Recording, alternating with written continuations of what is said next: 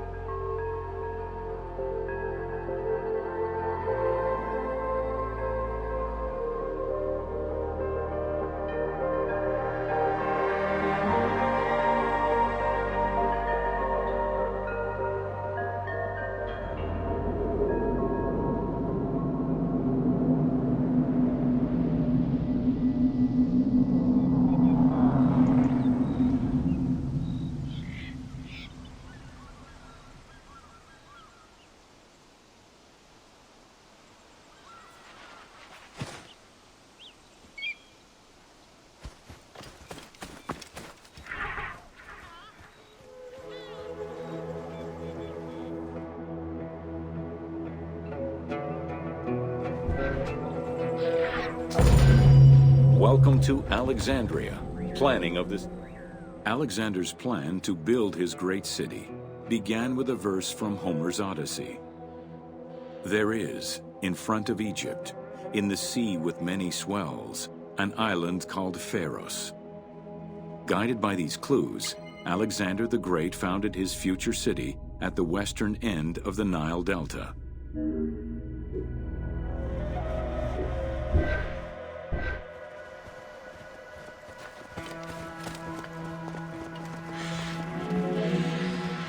Though Alexander considered this location ideal for his great city, it presented considerable challenges.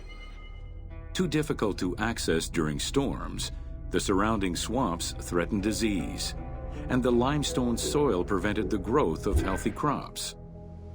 However, due to the influence of his mentor Aristotle, Alexander the Great recognized that the true value was its strategic emplacement. Alexander knew that in controlling Pelusium to the east, Memphis to the south, and his crowning glory Alexandria to the west, he would create a triangular stronghold, allowing him to control the entire delta while giving him access to the Mediterranean.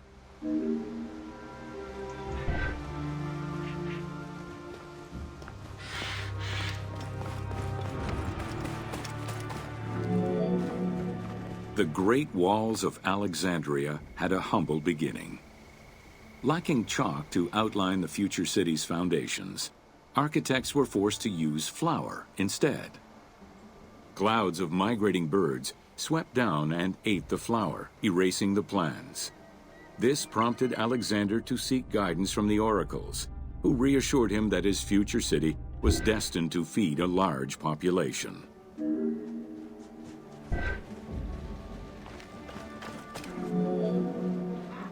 Excavations led by Mahmud Bey el-Falaki in the 19th century revealed that the wall enclosure measured approximately 5.2 kilometers in length and 2.2 kilometers in width.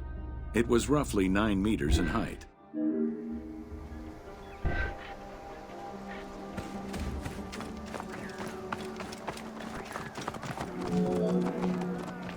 These formidable ancient walls would resist a number of attacks, including fending off the king of Syria in 169 BCE. It wasn't until 295 CE that they eventually fell to Roman Emperor Diocletian, and this only after 8 months of relentless assault.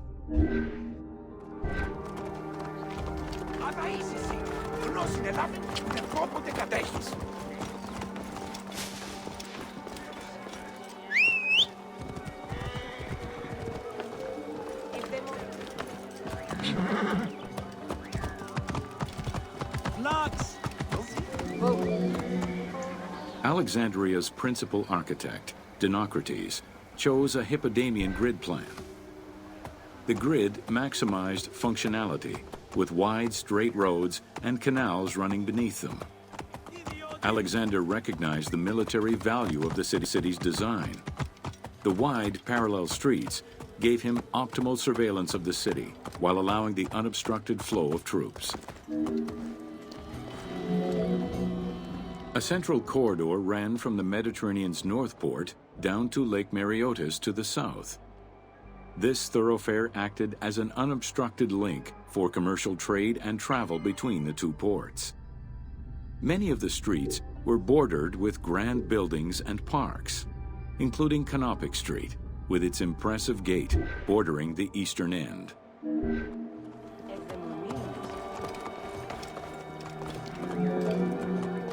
Alexandria was most likely built upon an already existing Egyptian village. Upon its completion, the Egyptians reviled the city, refusing to call it by its founder's name. Instead, they called it Raked, the building, as a mark of disdain, which was later Hellenized into Rakotis. Despite this, the name Alexandria would remain.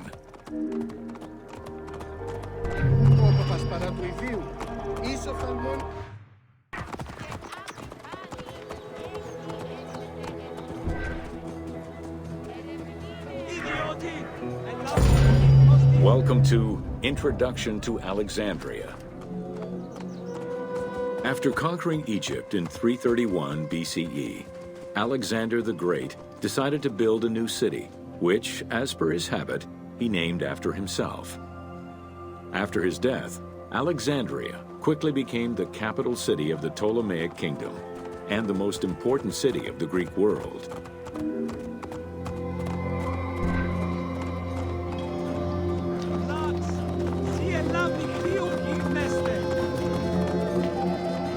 The city was built between the Mediterranean Sea and Lake Mareotis, which resulted in Alexandria becoming a crucial cultural hub and trading center.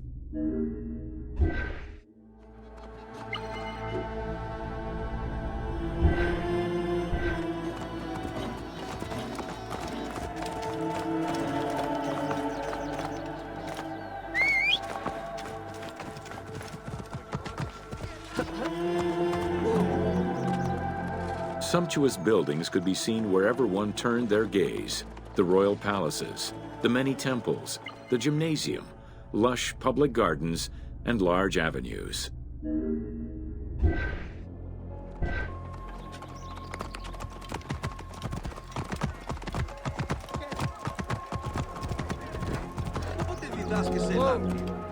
With its incomparable beauty and advantageous geographic location, Alexandria attracted foreigners, intellectuals, and traders. One of the most cosmopolitan cities of the ancient world, Alexandria supplanted even Athens as the most important Greek city in history.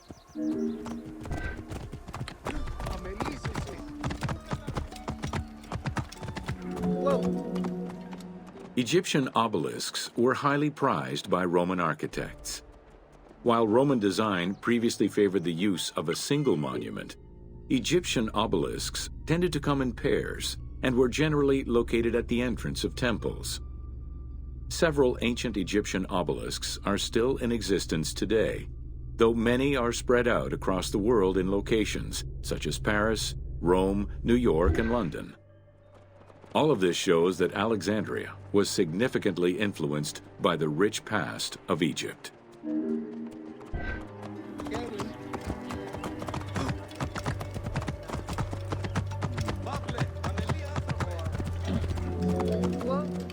Alexandria had several main streets. Its most famous artery was the Canopic Way. It was lined with sumptuous buildings, houses, and temples, and was roughly 8 kilometers in length. This street was one of the most important shipping entrances to Alexandria and often hosted processions and festivals.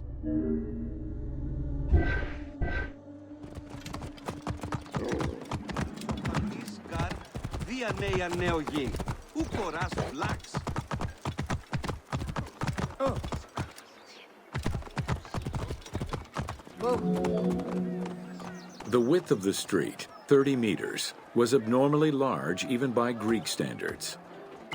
This is likely because the Canopic Way was made in a short span of time and based on an urban plan, as opposed to being slowly built over time, as was usual for the era.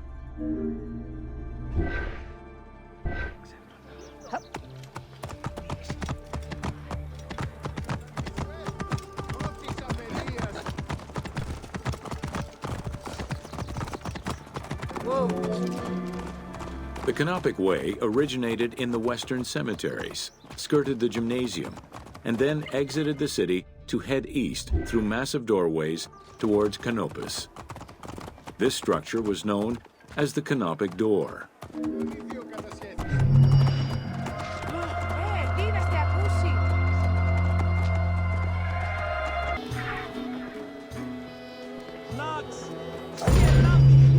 Welcome to Alexandria, City of Celebration. Like most Greek cities, Alexandria offered multiple forms of entertainment. Most were related to cults, religious practices, and the festivities surrounding those practices. Among those festivities, the most important ones were the dynastic celebrations, instituted in honor of the deified Ptolemaic kings and queens. These celebrations could go on for many days and included sacrifices, offerings, processions, and public banquets.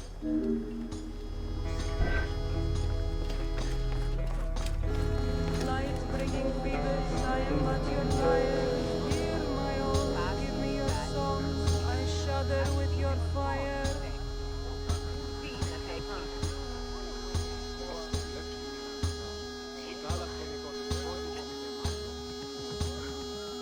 How shall I sing of thee, brightly shining one?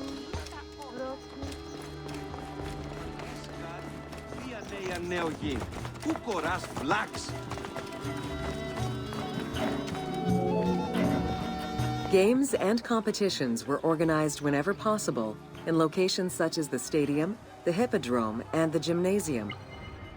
The residents of Alexandria favored such events where athletes, poets, and musicians from Egypt and other cities of the Greek world competed.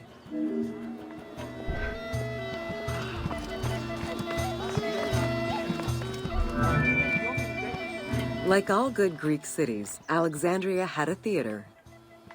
The architecture of this structure is Roman in style. This is because the team duplicated a theater from Cyrene. Roman theaters were usually semicircular and built from scratch on a flat area with structures designed to enhance oration.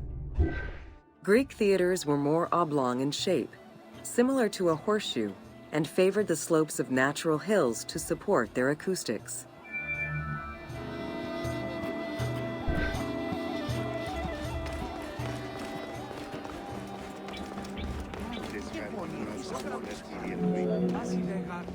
At the theater, one could witness the plays of contemporary comic and tragic authors. The play you are witnessing below is Menander's Dyskalos, more commonly known as the Grouch, a late and popular entry in the Greek comedies.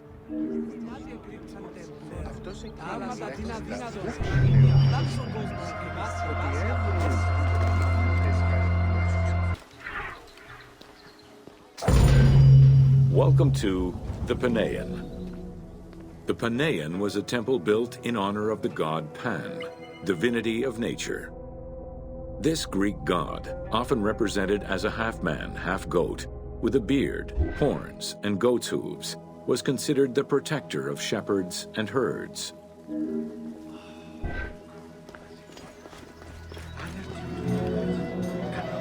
Pan's attribute was his namesake musical instrument, the pan flute. His temples were usually located in caves and on high mountains, and were frequented by shepherds. It is likely that Mediterranean cults adopted the imagery of Pan to symbolize the Christian devil.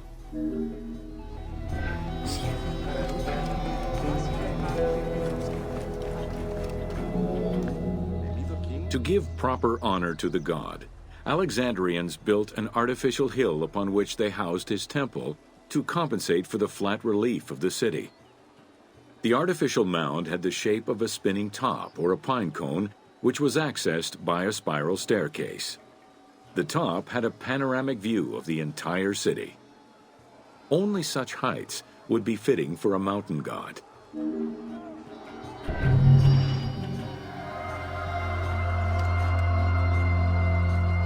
Whoa. Welcome to Alexandria. The ports of Alexandria were a major commercial hub, effectively connecting Egypt with the Mediterranean regions and beyond.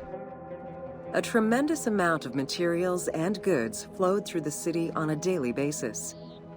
The large port market was called the Emporion. It was there that merchandise was traded by the ship owners, called nakliros.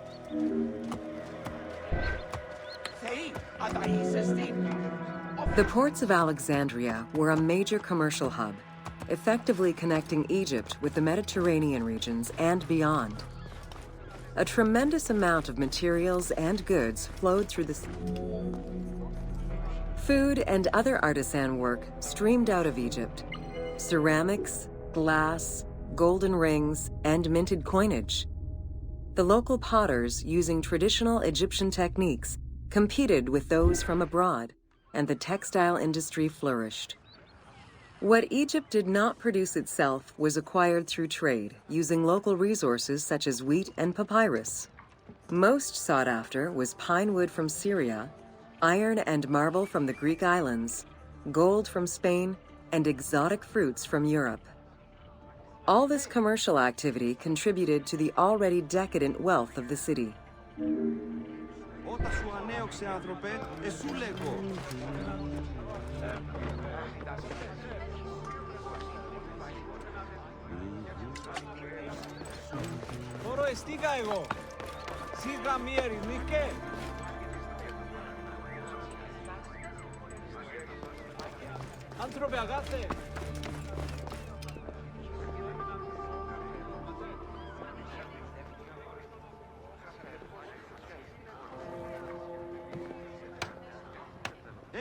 Αφού γλάσουμε καλώς, δεν θα δε εμείς.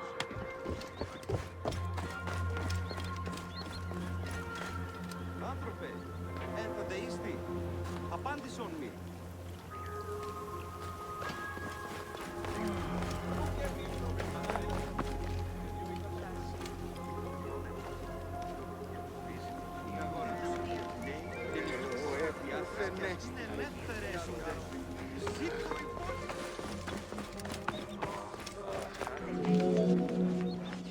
The wood imported to Port Mareotis through Alexandria's seaward ports was used in the nearby shipyards, where most of Egypt's ships were built.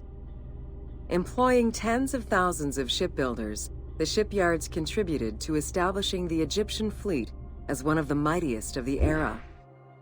Any wood not used in shipbuilding was further disseminated through Egypt for various purposes.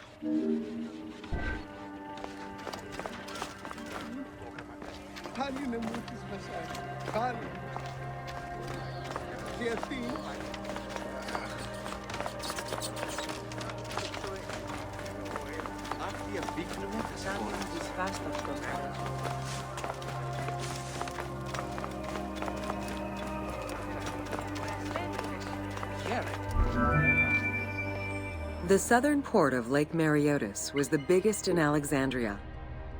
Save for a branch angling westward, the lake's size in the Ptolemaic era was roughly 40 to 50 kilometers from north to south. Its waters were maintained by a steady runoff from the Nile. In addition to the lake, a man-made canal was created to assist in the transfer of goods from the city to the port using barges, though it is not represented in the game due to its size.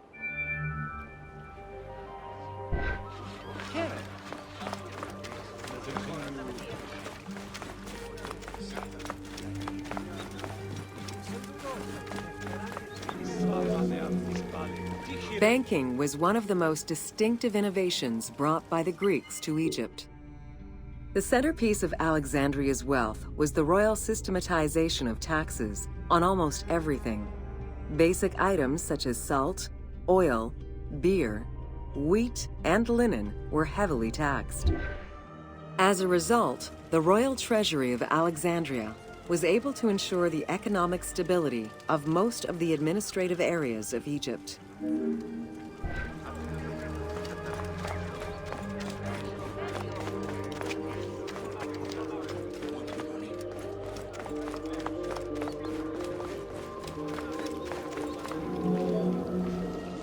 By the late 12th century, the channel feeding the lake from the Nile silted up. Lake Mareotis lost its connection to the Mediterranean, as well as most of its water, as the lake slowly evaporated to a fraction of its former size. In modern times, Lake Mareotis is being kept alive through irrigation. However, only about 17% of its original size remains.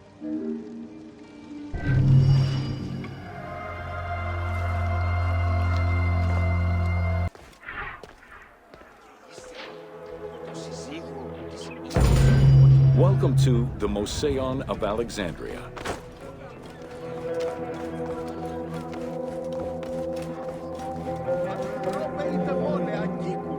The Mosaion was a sector of the city commissioned by Ptolemy I to rival Athens' Academy as an institute of intellectual pursuit.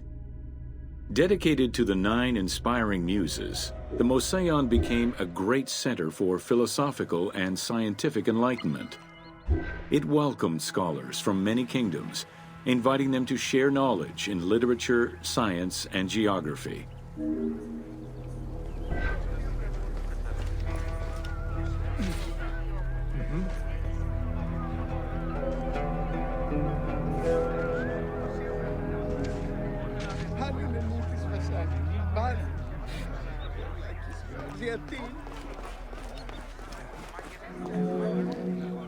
The Mosaion was designed so that its buildings and grounds would accommodate free thinking, debate, and presentation. Meeting spaces and theaters surrounded a main courtyard. Expansive gardens were filled with exotic plants that aided in the study and supply of herbs and medicines. A zoo offered the study of animal behavior and physiology. Also among the Mosaion's many star attractions was its astronomical observatory.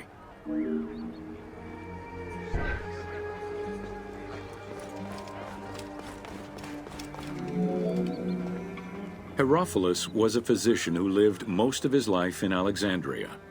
He was able to perform the dissection of human cadavers on a large scale due to the permissiveness of the city in such matters. Among many other discoveries, he learned that the brain was central to the human nervous system.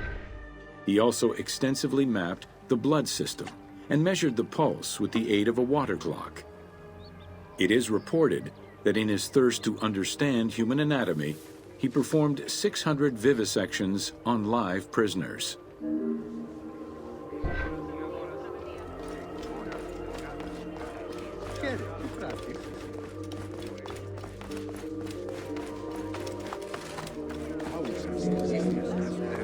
In order to be free to pursue their research, scholars were fed and housed at the Mosaion at the government's expense. This freedom provided Alexandria's scholars a meeting space for intellectual pursuits and a haven for spiritual peace. Though nothing remains of the original Mosaion, it lives on as the legacy of our modern museums.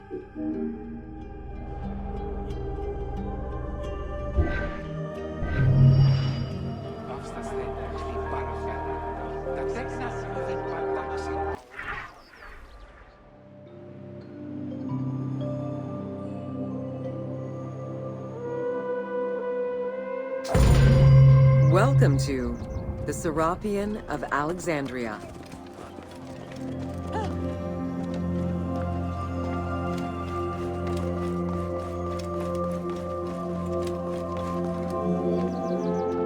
In a city of numerous magnificent attractions, the Serapeum was considered to be the most beautiful temple of Alexandria. Located southwest of the city on a small hill known as the Acropolis, the sanctuary was constructed during the reign of Ptolemy III, upon foundations which had existed since the reign of Ptolemy I Soter.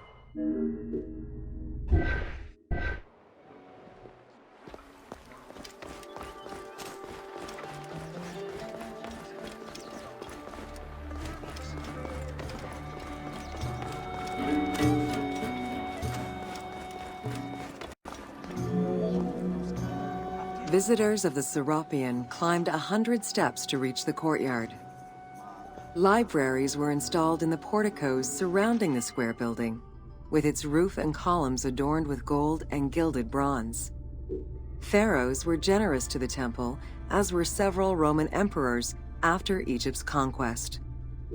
An inner temple housed the statue of Serapis, dedicated to healing the sick.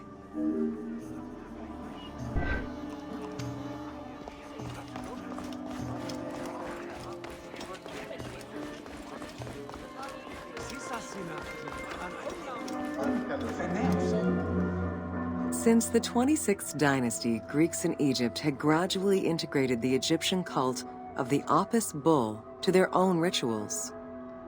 With the establishment of the Ptolemaic dynasty, the cult of Apis was further integrated into Greek religion.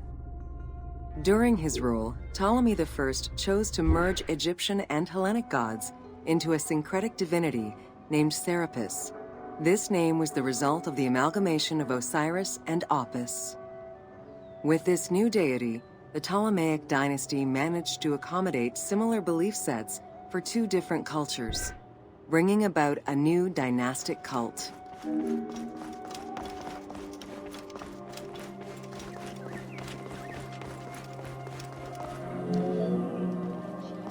Serapis was also associated to other deities, including Asclepius, a Greek god of healing. It is possible that, as with the Serapis Temple of Canopus, the sick would visit this sanctuary, sleeping there overnight in the hopes of being healed within its hallowed halls.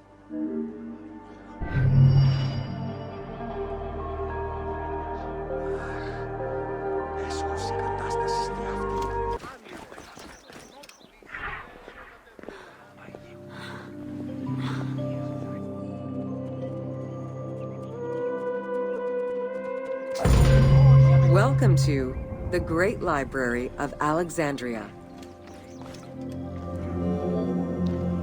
Near the district of royal palaces and within the Moseon was the most famous library of all antiquity. The Library of Alexandria was built to house all of human knowledge. At its pinnacle, the library was believed to contain over 700,000 parchments.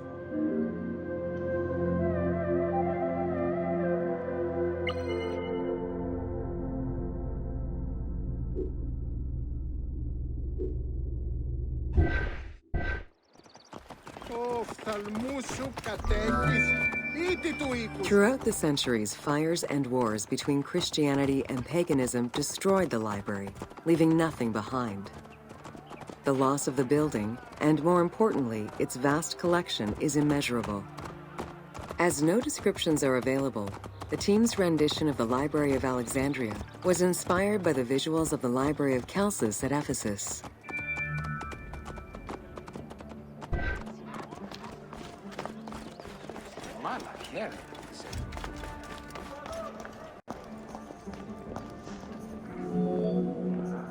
While much of the collection was purchased at the government's expense, the library also obtained books through other means.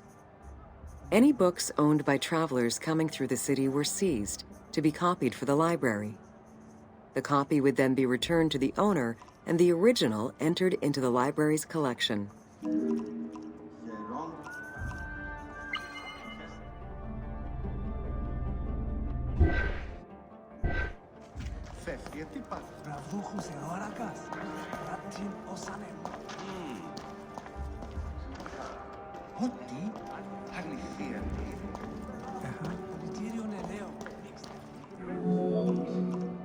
Alexandria offered unrivaled intellectual and cultural attractions. Eminent scholars from Athens, Rhodes, and other Greek centers traveled to the city to learn and engage with other free thinkers. Both the Moseon and the library were at the center of groundbreaking ideas and creative expression.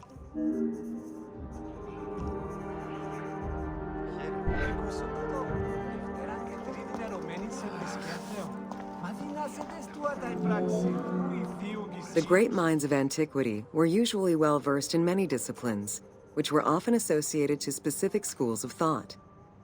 The Peripatetics, the Stoics, and the Cynics were among the most well-known schools of the time.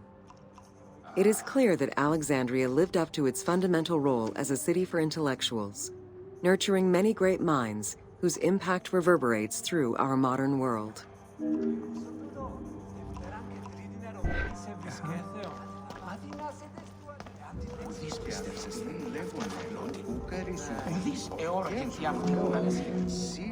Hypatia of Alexandria was a Greek mathematician, philosopher, astronomer, and inventor. Though born in Greece, she eventually migrated to Alexandria, like many great minds of the time. It is there that she became the head of the Neoplatonist school of Alexandria. From most accounts, she was highly respected by her fellow Alexandrians, both as a teacher and a philosopher. With her death, the age of great ancient scientific discoveries came to an end.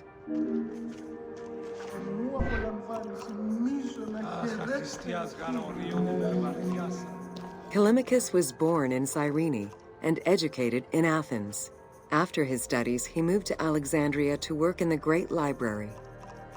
A poet and a critic, he strongly rejected the epic format of Homeric poems and instead fervently supported a shorter, more judiciously formulated style of poetry.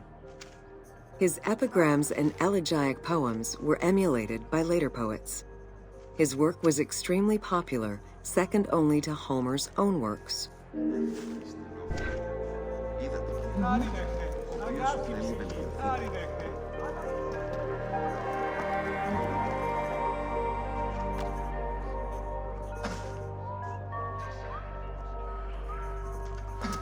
Ευχαριστώ τον Θεό.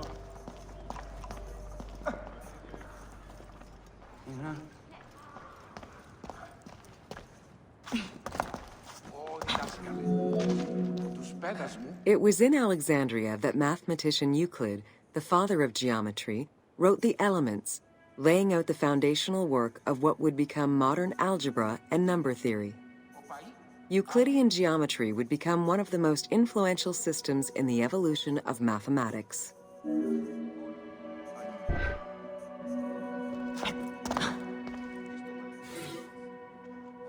Ο γραμματεύ, άγιο προς το γραφείο μου, ευρέ την επιστολήν η εστήλαση με η εφό. Άφηξε τον αριθμό. Άγιε, ταμεία, προς την τράπεζα. Εξοφληθείτε το γραμματείο. Πού καθέλωμενες απεργίες ελθύν τους εργαζομένους. Ω γραφεύ, γράψον τους λόγους ους εκφωνήσαμε δι προς την εκκλησία του Δήμου. Ο συντέμπορος πολύ δαπανηρός και ζώα εσύ. Ο Ικέτα, Όρθιζες και χείρι. φέρε τον ημών χιτώνα και τα υποδήματα, ή να ενδυθώ, τε και υποδηθώ. Χρήμε φυγήν πάρα αυτά από της οικίας, προς συνάντηση μετά του άρχοντος. Η αρτοποίηση τόσινος πλήστων, άλευρον σύπου ή κρύθου.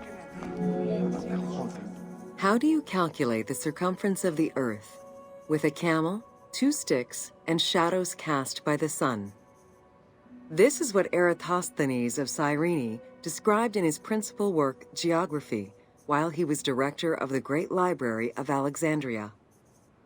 He is credited for the invention of the armillary spear around 250 BCE. Εις των αλετών, απόλεσαν την χείρα. Πάλι ταύτα. Πού γίναμε.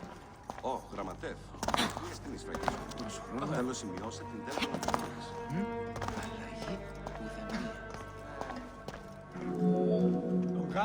The earliest known and most complete armillary sphere of antiquity was the Meteoroscopion of Alexandria, with an imposing 9 rings compared to the 3 or 4 of most other astrolabes. Known as the zodiac krikatoi amongst the Greeks, the Meteoroscopion was used to determine the location of celestial bodies around the Earth. Every self-respecting astronomer of antiquity would have sought to use this tool to better understand the celestial movements.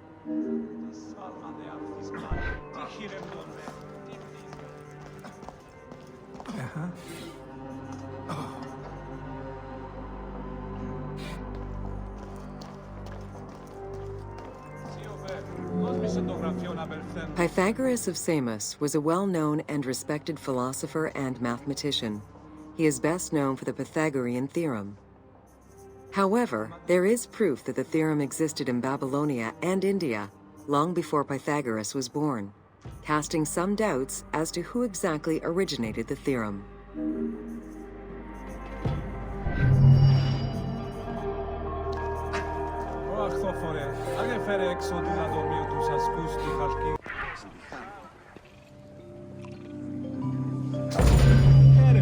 Welcome to Education in Alexandria. The education of young Alexandrians did not differ from the one generally dispensed elsewhere in ancient Greece. At the age of 7, the child was taken in charge by a tutor, who then became responsible for instilling an elementary education as well as good moral principles.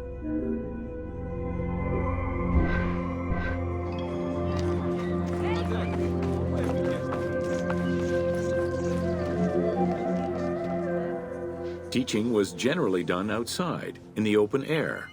In the gymnasium, students were taught not only sports, but also topics such as rhetoric, philosophy, music, and poetry, all things deemed essential to one's education at the time.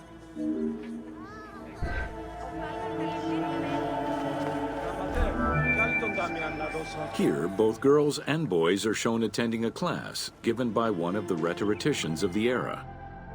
The team made the choice to show both genders attending class within the context of the game world. Even though it is historically inaccurate, the team felt it was not necessary to prioritize historical sexism over inclusive gameplay.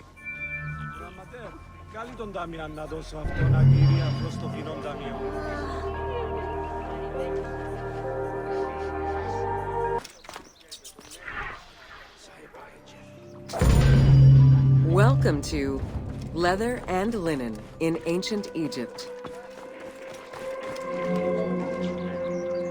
Tanning, a process which dates from prehistoric times, was present although not highly valued in Egypt due to the heat. Leather was reserved mainly for things such as sandals, leather bags, dagger sheaths, quivers, and other similar items. Leopard hides, unlike regular leather, were highly valued and usually worn by priests.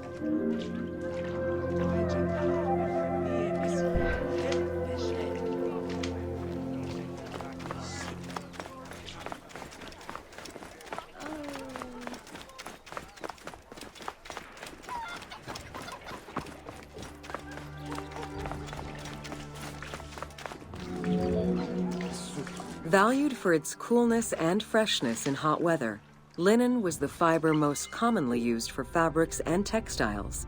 It was produced from flax, which was plentiful in Egypt. Fibers were usually dyed before weaving. While color was used in the production of textiles, dyes weren't commonly used for clothing, and most Egyptians wore white. The color represented spiritual purity, a goal to reach for every day of one's mortal life.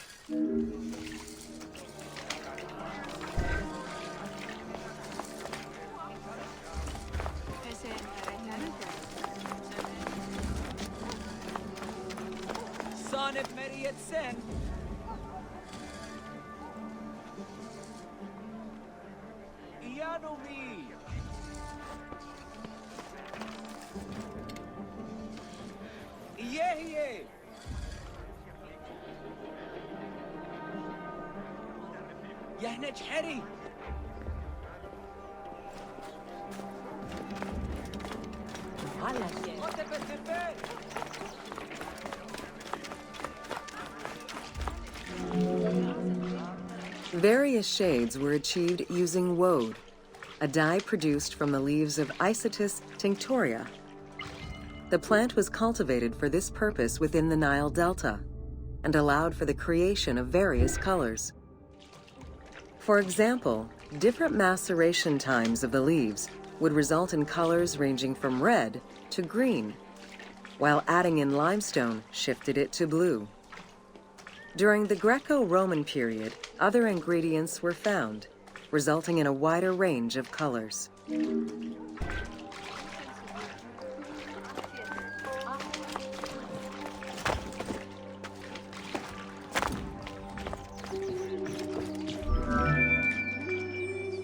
This area's style is strongly influenced by the dye baths and tanneries of modern-day Fes in Morocco.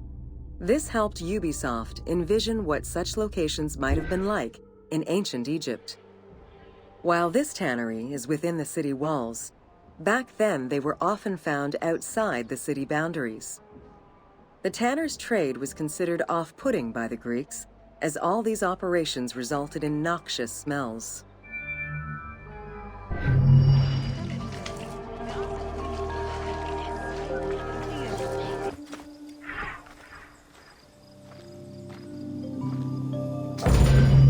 Welcome to the Greek Pharaohs.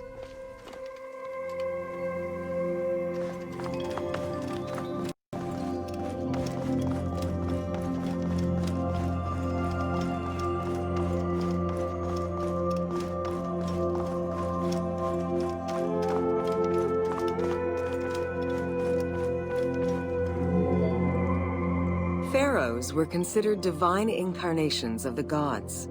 As an avatar of the gods living on Earth, the pharaoh's role was to preserve fundamental values and universal harmony by removing chaos, Izfet, and ensure that justice, Mot, prevailed. The pharaoh, by divine ancestry and through multiple offerings, was the bond that unites the world of men to the world of the gods and allows the maintenance of the cosmic order.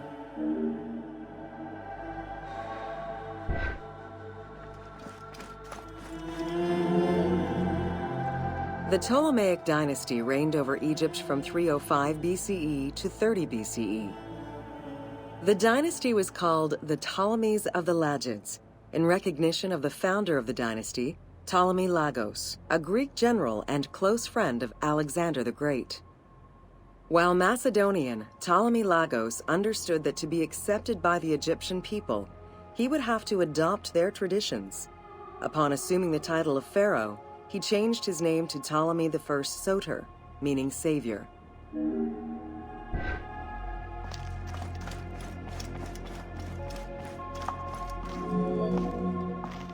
Born in 356 BCE, Alexander the Great went through a hasty education in the affairs of the kingdom before integrating into the Macedonian army, where he quickly rose through the ranks. After his father's assassination in 336 BCE, which some believed was orchestrated by Alexander himself, he became king of Macedonia. Ruler of a unified kingdom and leader of a large army, Alexander set his sights on conquest. Eager to reclaim the Greek cities of Asia Minor, he took on the Persian forces, earning victory after victory.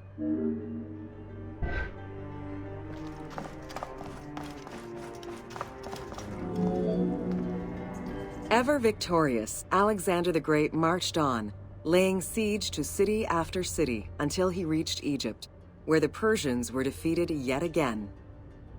Viewed as a liberator by the Egyptian people, Alexander decided to become pharaoh in due form. He traveled to Thebes to make a sacrifice to Apis, then went to the oasis of Siwa, where he was proclaimed son of Amun. Officially pharaoh of Egypt, Alexander spent much of the winter there and founded the city of Alexandria. Perhaps not coincidentally, being pharaoh allowed Alexander to spread propaganda to prepare further conquests. He resumed his military campaigns in 331 BCE.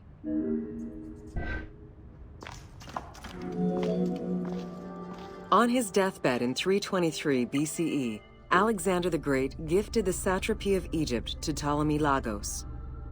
Perfectly aware of the value of Egypt, Ptolemy ensured not only the stability of the country's borders, but also its economic and military development. At the same time, he worked with the Egyptian elite to maintain the internal order of the country. By 305 BCE, Ptolemy, well respected both in Egypt and in the Mediterranean, was at the head of the largest fleet of the Hellenistic world. Ptolemy officially took the title of Pharaoh of Egypt in January 304 BCE, on the anniversary of Alexander the Great's death.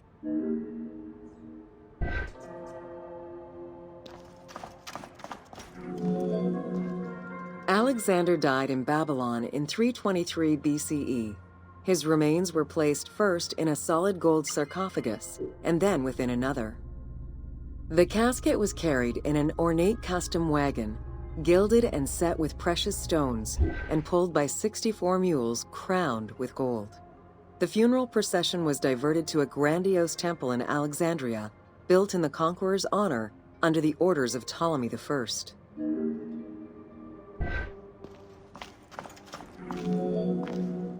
Julius Caesar visited Alexander's tomb at the capture of Alexandria, and the Roman Emperor Augustus reportedly placed flowers there. However, though many powerful leaders claim to have visited it, the tomb's location has gone missing from history. Some accounts do state that the golden coffin was replaced by a glass sarcophagus, probably by Ptolemy X. It is also implied that Cleopatra may have plundered the tomb in a time of financial crisis.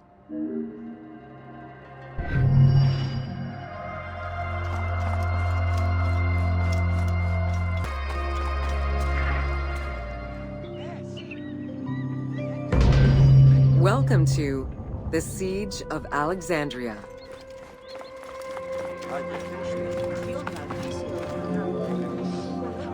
Among the collection of writings attributed to Julius Caesar are his descriptions of the Siege of Alexandria, the Gallic Wars, and the commentaries on the Civil War. These archives contain information on different campaigns, the wars of Alexandria, Africa, and Spain.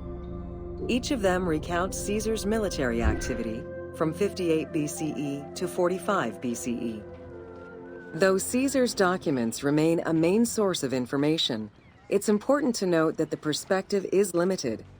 It is necessary for other historical documents to be taken into consideration to provide a better understanding of events.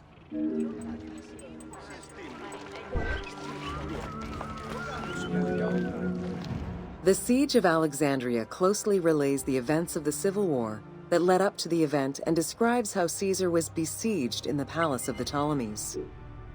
Other ancient authors have left equally valuable and sometimes contradictory information.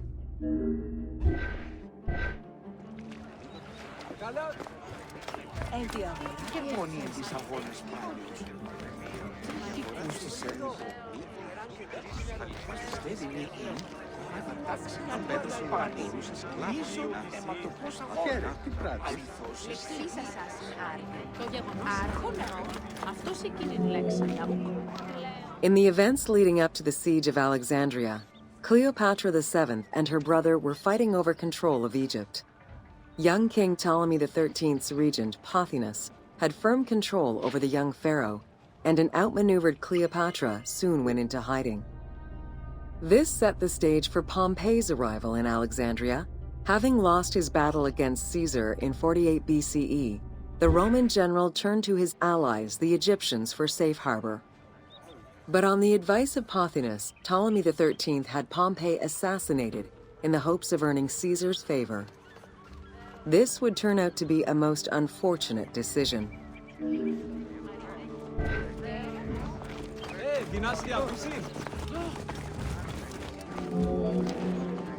Upon his arrival in Alexandria, Caesar was presented with Pompey's head.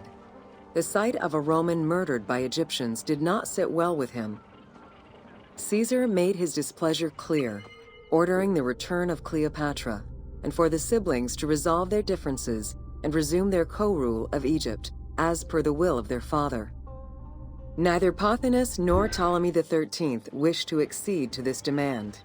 While doing his best to aggravate Caesar, Pothinus secretly plotted against the Roman ruler and sent word for Egyptian general Achillas to bring his 20,000 men to fight on his behalf. While Pothinus plotted against Caesar, Cleopatra made a bold move.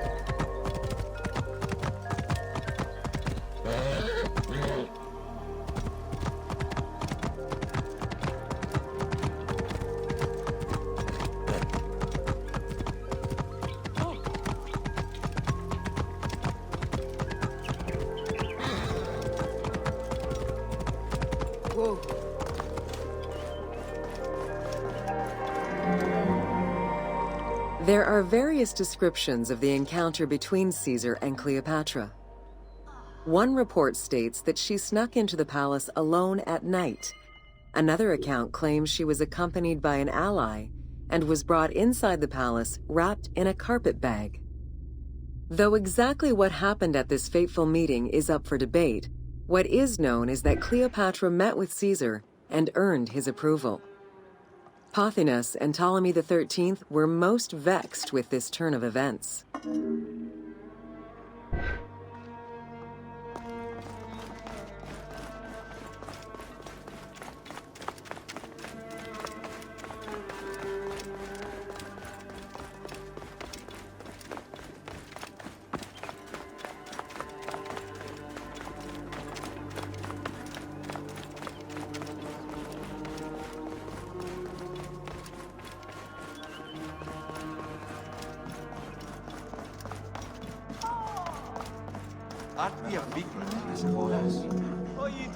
With Cleopatra finally present, Caesar chose to act as mediator between the siblings in the hopes of a peaceful resolution. It did not take long for things to sour. During a banquet given to celebrate the reconciliation, there was an assassination attempt on Caesar. It was the Roman leader's own barber who thwarted the attack. Once it was revealed that the king's regent, Pothinus, had ordered the attack, Caesar had him executed. He then placed the young king under guard.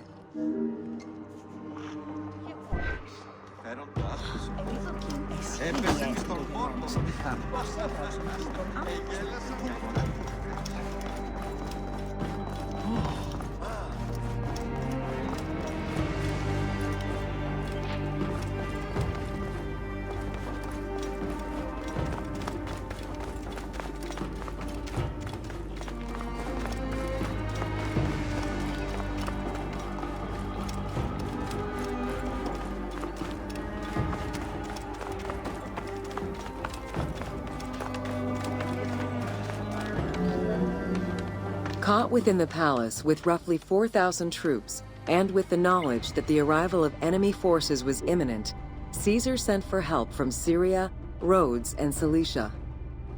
He ordered his men to dig a ditch around the palace and build a wall leading to the harbor. This would ensure Caesar's access to the sea. When Egyptian General Achillas arrived in the city with 20,000 men, the battle for Alexandria began.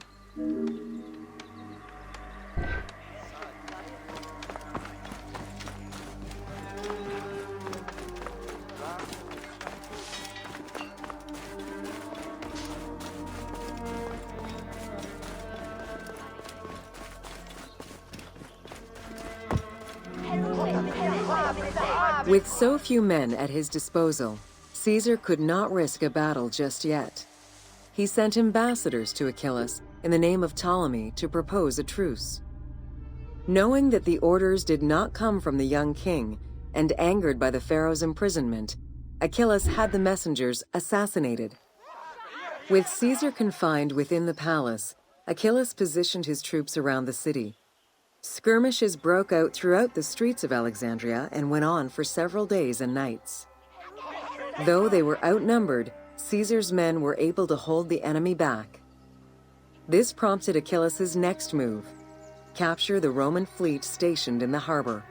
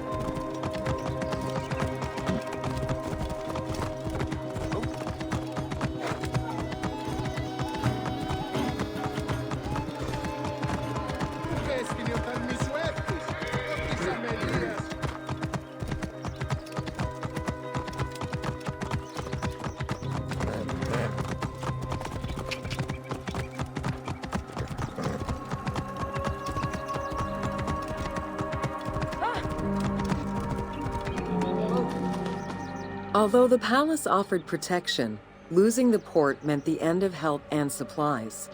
Caesar knew he had to protect the fleet.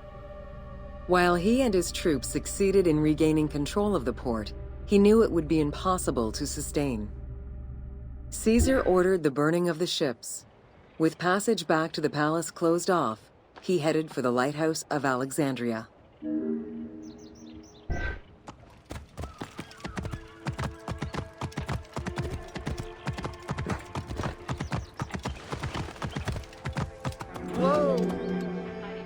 Fighting their way through the Egyptian troops, Caesar and his men eventually reached Pharos Island. There, they took refuge within the lighthouse. With easy access to the open sea, Caesar was able to send messages to his allies requesting reinforcements and more supplies. The island fort also allowed him to control access to the harbor by relying on the chains used by the Egyptians to control ship traffic to and from Alexandria's docks.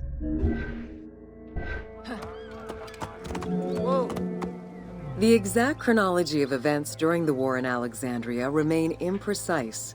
Conflicting accounts raise questions as to when, and even if, the Great Library of Alexandria was burned down at all.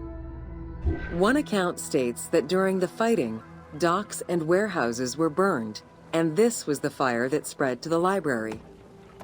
In another account, when Achilles cut off the harbor, Caesar had to leave the safety of the palace to defend his ships. As the enemies battled across the port, their arsenals set ships ablaze, and this destruction spread to the library.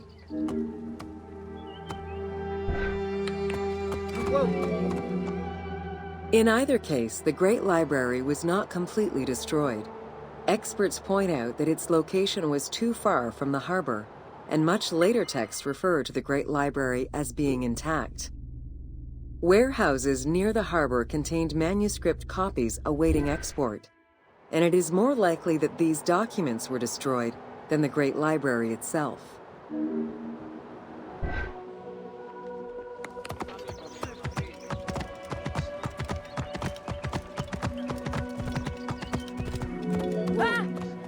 The destruction of the Great Library may have been due to a number of fires over the ages. Its end was probably closer to the 4th century CE, when the Christian Emperor Theodosius I ordered the closure of all pagan temples. While some documents survived after being moved away, it remains unclear just what knowledge may have been lost.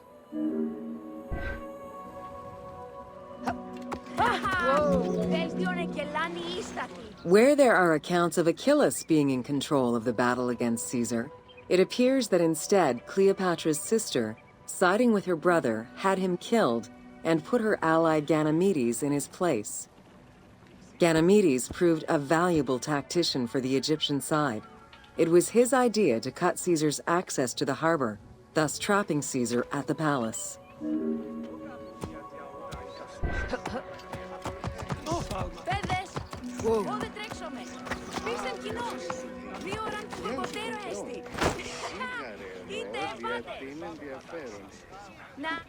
Πάντες γαργινός στην φλεργύρια του οίκου τούτου.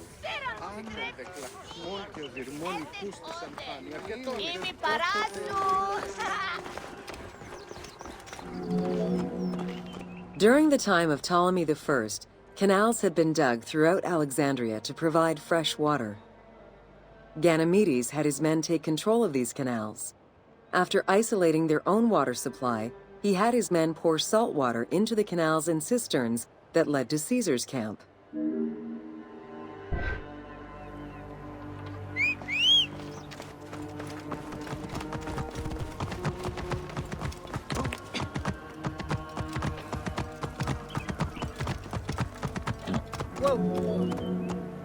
Panic erupted in Caesar's men.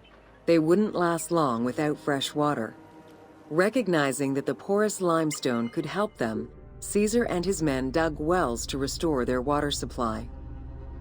Days later, the 37th Legion, comprised of Pompey's soldiers, arrived by ship. Unable to come ashore due to the winds, Caesar risked going out to meet them on the peninsula, Cape Chersonese. When the enemy learned Caesar's location, they rushed to intercept.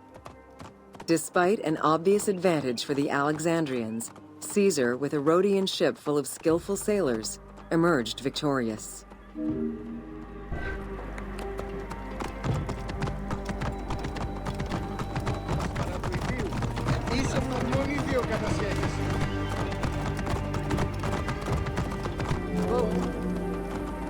With help from the Allied ships, Caesar's victory enabled him to push the Egyptians back and secure the lighthouse.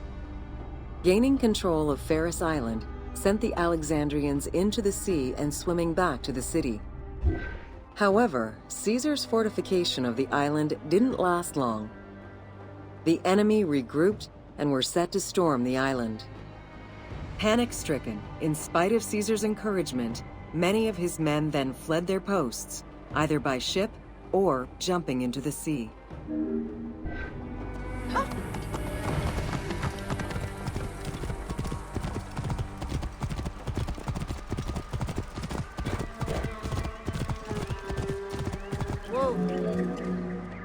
Caesar attempted to retreat, but Port Eunostos' harbor was overrun with enemy ships, preventing escape. Reportedly, Caesar gathered his papers and leapt overboard in an attempt to swim to an Allied ship farther out. Historian Cassius Dio claimed that Caesar would have drowned if he hadn't been able to remove his purple garment. Still, he managed to swim the distance and survive. The Alexandrians recovered the cloak and used it as a trophy to commemorate the Roman debacle. Οφθαλμού σου κατέχεις. Whoa! Unhappy with Ganymedes and wanting their king restored, the Alexandrians approached Caesar with a compromise. Caesar agreed to release Ptolemy XIII after entreating him to spare the kingdom and remain loyal to Rome. Once freed, however, the king defied the agreement and continued the war. Wow, μελίσαι εσύ. Πού καλάβνεις οι γνώσκεις, φαύλε.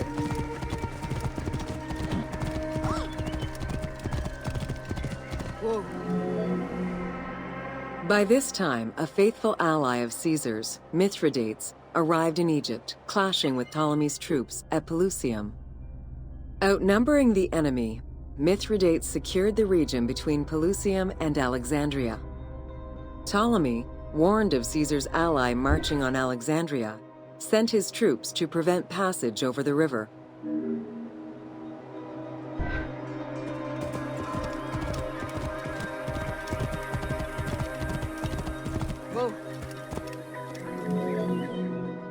Mithridates warned Caesar in time, and the two groups confronted the armies of Ptolemy in the Delta.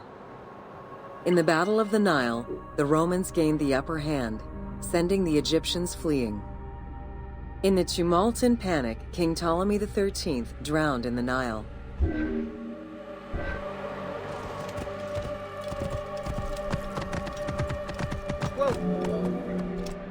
After the siege ended, Cleopatra VII married her younger brother, Ptolemy XIV, enabling her to reign over Egypt until 30 BCE.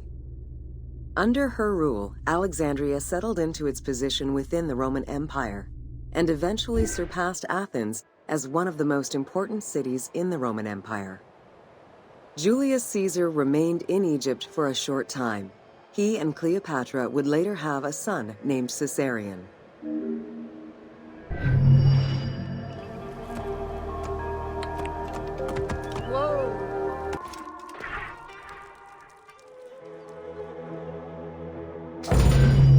Welcome to Cleopatra, Queen of Egypt.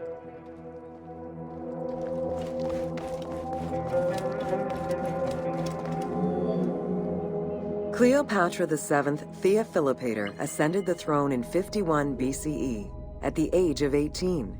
Though her early attempts to maintain power were often challenged, she eventually prevailed and became the sole ruler of Egypt. According to Plutarch, she was the only Ptolemaic pharaoh to speak the Egyptian language. Her intelligence, coupled with a good education and a great political mind, allowed her to make the alliances necessary to maintain the independence of Egypt while Rome was becoming a Mediterranean empire.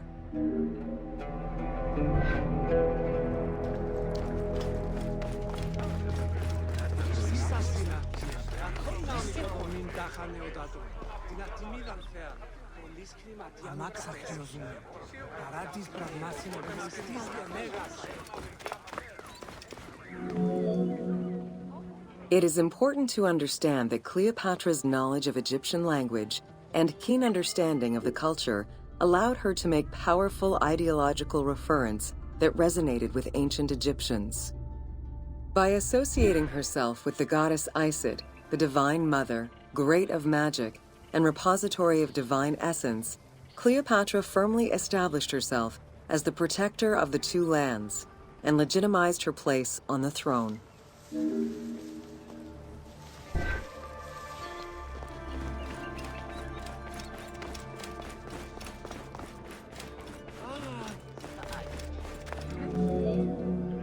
Upon his death in 51 BCE, Ptolemy XII Aulus bequeathed his kingdom to his daughter and eldest son, Cleopatra VII and Ptolemy XIII.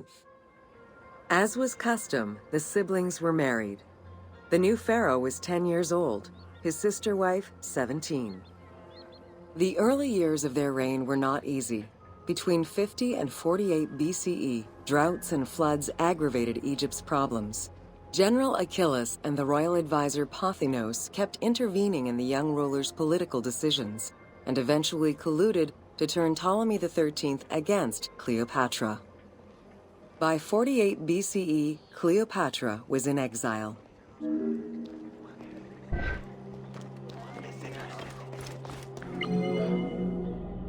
During Cleopatra's exile, the Roman Empire was not without its own internal conflict. Caesar and Pompey were at war with one another, and after his defeat in 48 BCE, Pompey fled to Alexandria in the hope of finding refuge. This turned out to be an unwise decision. Listening to his advisors, Ptolemy XIII elected to have Pompey assassinated, his head kept as a gift, in the hopes of acquiring Caesar's favor. This gambit backfired. Instead of earning approval, the murder of a Roman greatly angered Caesar.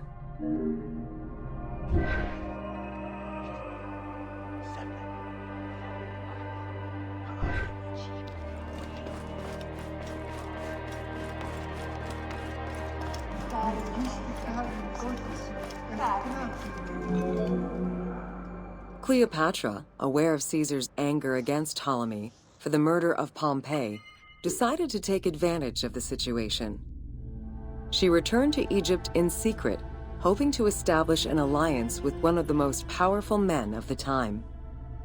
Outside of the legend, where she had herself smuggled into his quarters in a carpet, what exactly happened during that fateful meeting remains a mystery. However, Caesar seemed to see a better ruler for Egypt in Cleopatra than in her young and too easily influenced brother.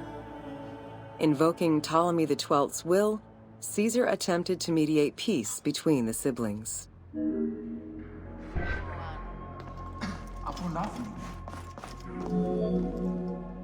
Ptolemy XIII was enraged by the turn of events, and his advisors were none too happy to see Cleopatra return. Urged on by General Achilles and Pothinos, the young pharaoh plotted against Caesar and Cleopatra, resulting in the siege of Alexandria in 47 BCE. It was in March 47 BCE that Caesar defeated Ptolemy XIII's forces. The young pharaoh drowned in the Nile after having fled the battlefield. With her opponents dead or powerless, Cleopatra married her other much younger brother, Ptolemy XIV, and finally claimed the throne of Egypt for good.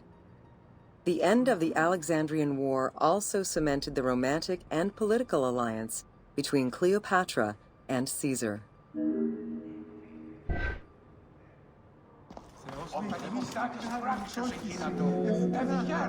In June of 47 BCE, Cleopatra gave birth to a son, whom she called Caesarion. Caesar did not accept the boy as his heir, choosing instead his nephew Octavian. Nonetheless, on his return to Rome, Caesar invited the queen and her brother husband to stay in the city. her presence still drew much disapproval from the Senate.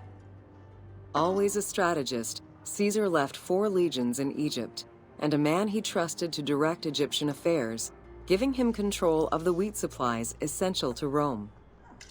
Cleopatra and her entourage remained in Rome until March 44 BCE, when Caesar was murdered.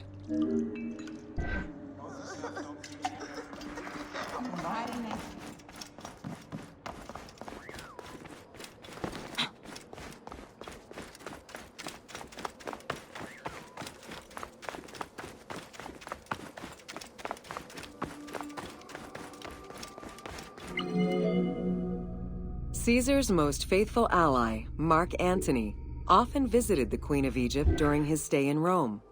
Unlike most, he recognized the legitimacy of Caesarion, the natural son of Caesar. Antony knew he would need the riches of Egypt in order to fight Octavian and claim the Roman Empire.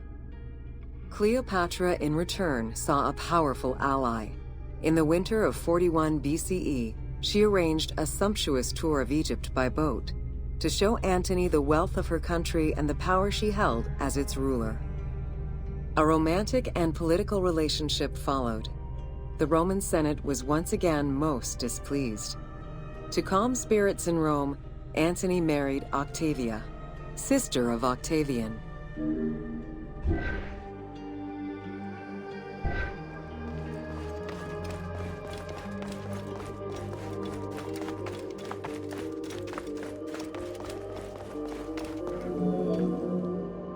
Despite his marriage to Octavia, Antony remained Cleopatra's lover, and she gave birth to their children. Cleopatra increased her kingdom's territory and started a political propaganda alongside her lover in Egypt and beyond. She hoped to create a Ptolemaic federal empire with Alexandria at its center. Antony eventually repudiated his Roman wife for the Egyptian queen, much to the dismay of the Roman elite. However, while Mark Antony focused on Egypt, Octavian carefully gained military and political ascendancy over him in Rome.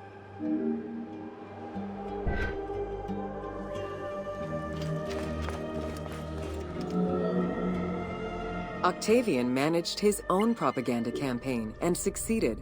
The Roman people hated Mark Antony and Cleopatra. To avoid the censure still inherent in attacking a fellow Roman, Octavian simply declared war against Egypt. Rome's power still reigned supreme.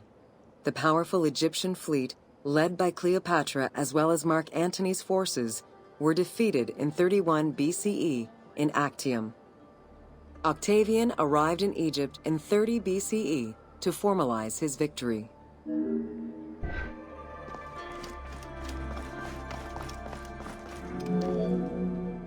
The following events remain difficult to confirm due to the many versions and legends around them. It is believed that after hearing a rumor about Cleopatra's suicide, Mark Antony committed suicide himself. He was brought to the queen as he slowly passed away. Knowing that Octavian would have her chained and paraded through Rome in defeat, Cleopatra planned her own suicide. She most likely killed herself with arsenic, though admittedly, the version where she uses an asp to deliver a fatal bite may be considered more dramatic. What happened to the body of Cleopatra is still a mystery.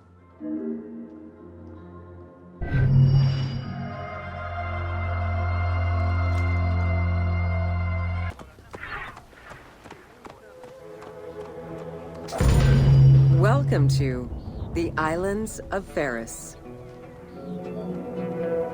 The Heptastadion was a bridge-like causeway connecting the island of Pharos to mainland Alexandria. Its name is based on the Greek terms of measurement, hepta, meaning 7, and stadion, which is a measure of length of roughly 180 meters.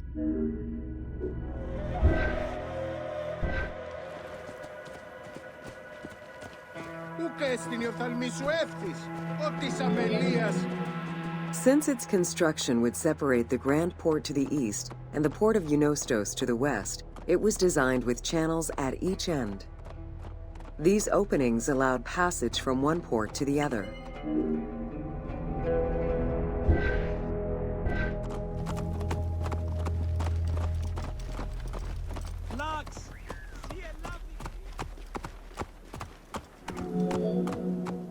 Along with creating separate harbors for the commercial and military shipping, the causeway served as a main aqueduct for the island's inhabitants. Its presence also helped protect the island and its ports from rough wind and sea currents. At the end of antiquity, the Heptastadion disappeared under layers of silt and soil, which formed an important sedimentary deposit.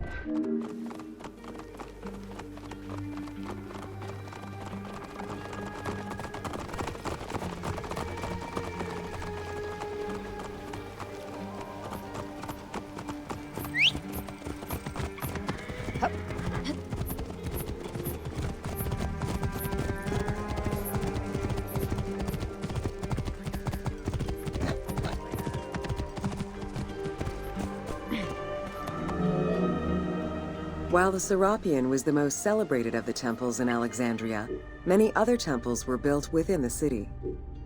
Most of these structures have been completely erased over time, and there is no way to discern how many existed.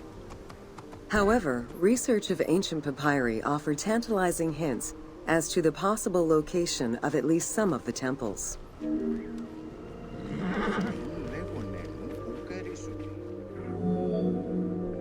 Both papyri and coins reveal evidence of many temples built for the gods.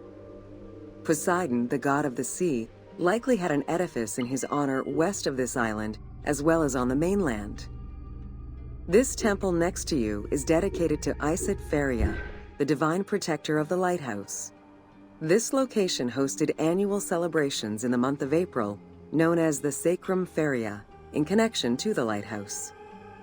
In her incarnation as Isis Fortuna, the goddess carries a rudder and a cornucopia, both symbols of good luck for navigators.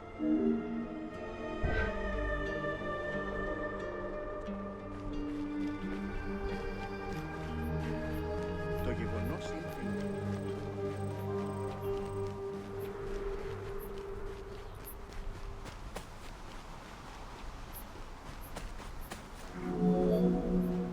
Considered one of the 7 wonders of the ancient world, the Lighthouse of Alexandria was a source of great pride for the inhabitants of the city. Construction began under Ptolemy I's reign and lasted 15 years. It was completed during his son's rule. Once completed, the lighthouse was dedicated to the gods for the salvation of those who sail the sea.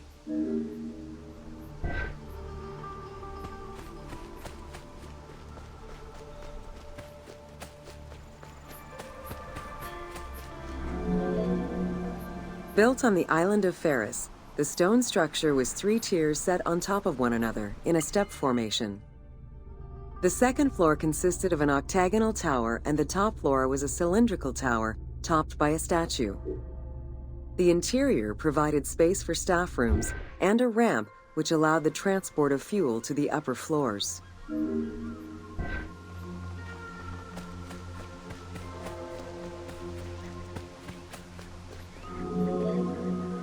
Essential to safe navigation through the rifts and shallow waters, the Pharis was a functioning lighthouse with a beam reportedly visible 50 kilometers away. It's unclear what kind of fuel was used or how much. Any other details of how the light worked remain a mystery.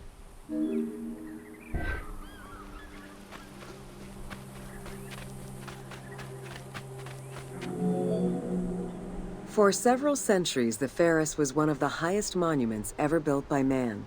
It measured roughly 110 meters in height, compared to the Pyramid of Giza, which was around 140 meters tall. Gradually, the structure was eroded by earthquakes and then completely destroyed in 1480 CE, when a fort was built over it. Archaeological excavations on the seabed have uncovered many blocks from the ancient building.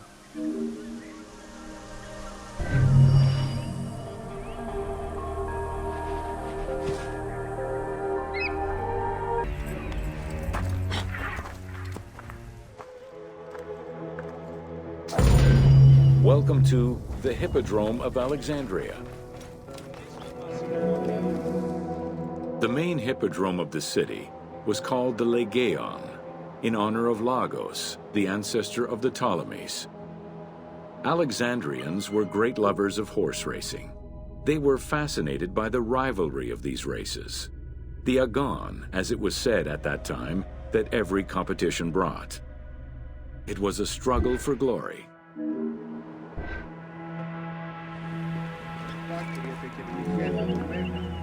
The most important chariot race was the Tethrapon. Using 4 horses with the quickest harness to the front right, the charioteer would race for 12 laps, with sharp turns at either end of the hippodrome. The victors were crowned with garlands of olive and received prize money, but the most sought-after reward was to be acclaimed by the works of poets, such as Callimachus and Pindar.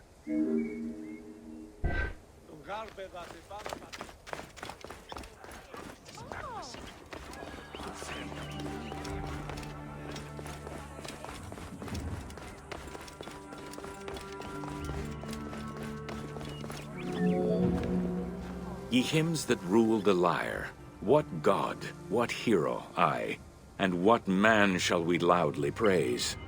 Verily Zeus is the lord of Pisa, and Heracles established the Olympic festival, while Theron must be proclaimed by reason of his victorious chariot with its 4 horses.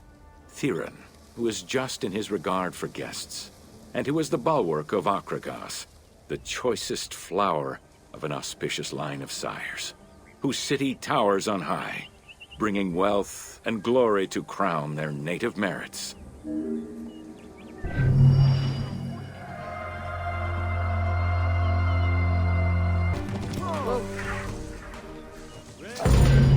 Welcome to Wine in Ancient Egypt. When the god Horus lost his eye in a war with Seth, the ancient Egyptians believed the eye turned into a vine, and the vine's tears became wine. Early texts, dating back to 3150 BCE, contain the hieroglyph for vine. Regarded as extremely valuable, wine was highly sought after by the elite. It was also an essential part of many religious ceremonies.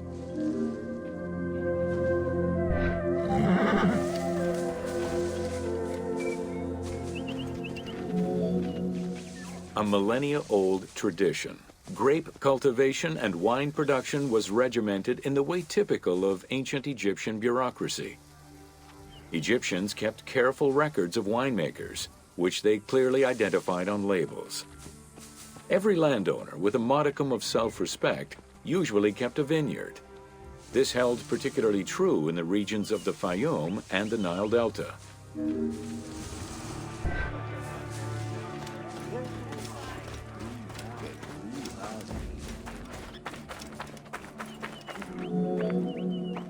Documentation shows that only certain craftsfolk were allowed to provide the containers required to store and transport wine. That and rigorous quality control checks established for every step of wine production shows that ancient Egyptians knew that the quality and longevity of wine could easily be affected by any number of variables, which they paid careful attention to.